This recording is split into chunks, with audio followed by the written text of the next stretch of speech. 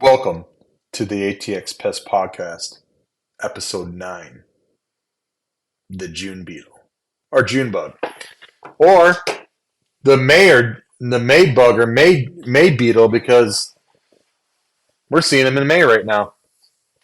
Um, you may see grubs in your lawn. That's that's larvae, okay, that they end up emerging into an adult. I believe that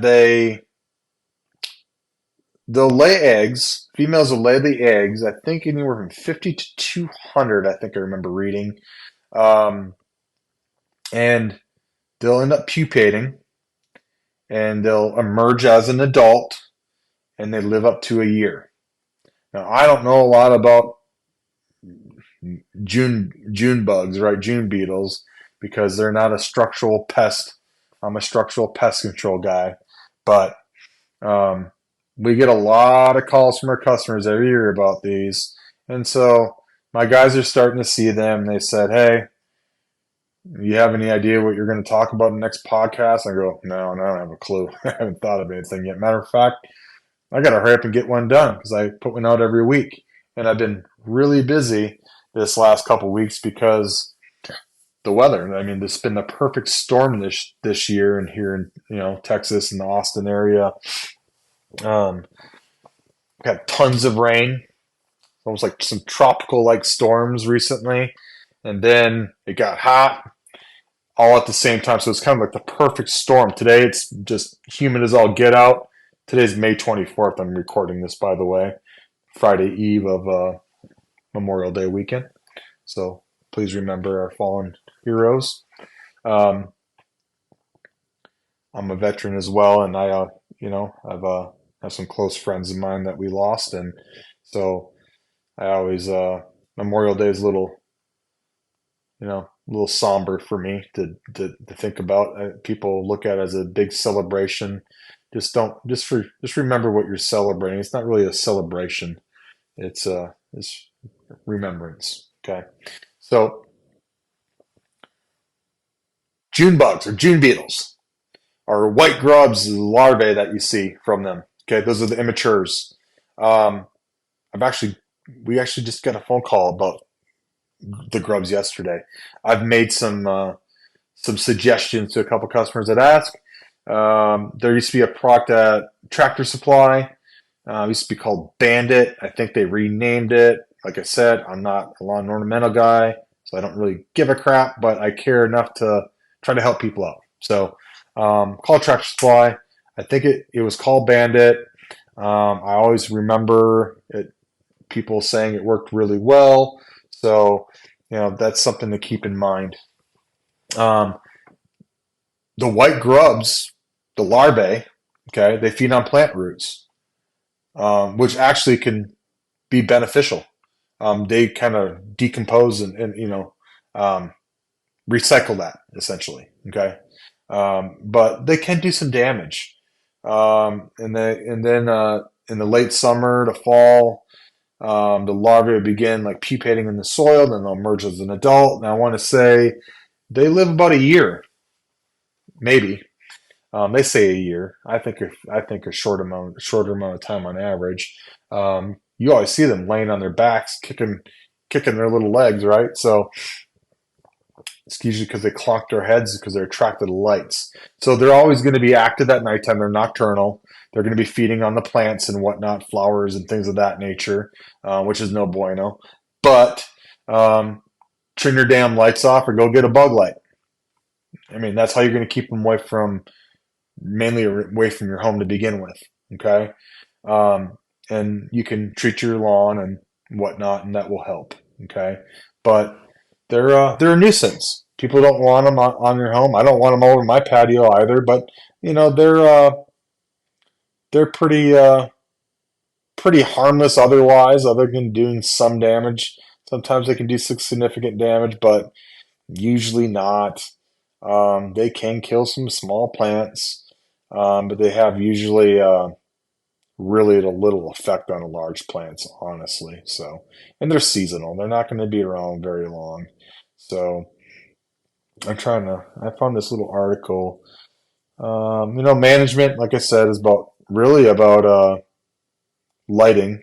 That's the big one. That's what they're attracted to. They're light driven. Let me see. There was something I had written down here. Let me see. Let me check it. It says maintaining plant health. Okay.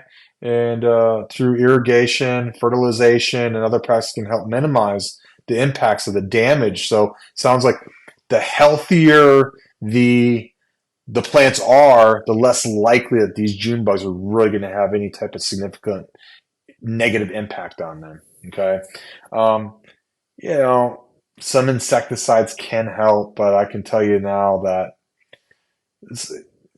indirect contact is possible, going to kill them, but it's really from a pest control standpoint, you're really only going to have a really positive effect on them by contacting them really directly. So pest control, we don't mess with them.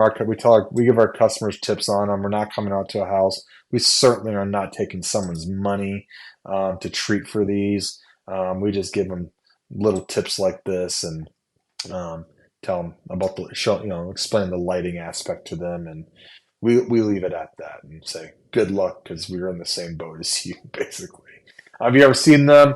They have a very distinctive C shape to them, cream-colored bodies with a kind of a reddish-brown head, and they actually have 3 pairs of legs. Okay, um, so grubs can be up to usually about inch to an inch and a half, maybe an inch and a quarter, I think, is what they're how the size of them. Obviously, they have very strong like chewing mouth parts, like they call mandibles. Okay, because they chew. That's what they do. So they have mandibles.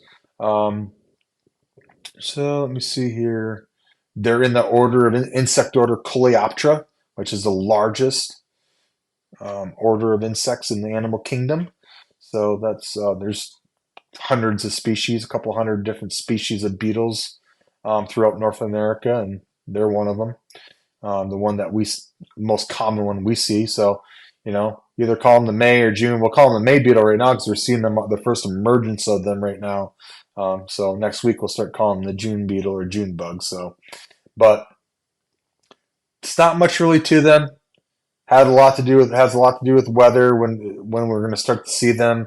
We're starting to see a lot of things coming out right now because of the weather. It's been the perfect storm, like I mentioned. But lighting, that's kind of the moral of the story. Um, I really don't know a whole hell lot about them other than that. So I'm going to leave it at that.